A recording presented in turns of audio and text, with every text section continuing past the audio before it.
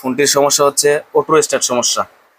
আচ্ছা, আমরা গত ক্লাসগুলোতে বলে আসছি, আপনি ফোনের যে কোনো কাজ করতে যান না কেন মোবাইল কি করতে হবে? খোলাটা শিখতে হবে। খোলাটা শিখতে হবে। আপনি মোবাইল খুলতে না পারলে কি কোনো প্রকার কাজ করতে পারবেন না। তো যেহেতু আপনি নতুন, হয়তো সিস্টেমগুলো জানেন না, একটু খেয়াল করেন। একটা মোবাইল হাতে নেওয়ার পর দেখতে হবে এটা কোন জায়গা থেকে খুলতে হবে।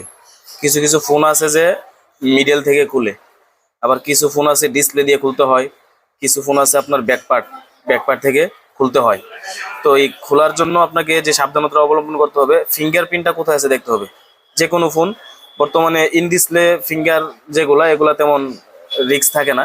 যারা নতুন আছে তাদের উদ্দেশ্যে বলছি, যারা একদম নতুন, ইন ডিসপ্লে যেগুলা, এগুলা খুলতে গেলে কি, কারণ সাইডে কোনো ফিঙ্গার থাকে না, রেবন থাকে না, আপনার ব্যাকশেল খুলতে গেলেও কি কোনো সমস্যা হয় না। আর যেগুলা সাইড মাউন্টেড বা ব্যাক মাউন্টেড, এগুলার ব্যাকশেল গুলা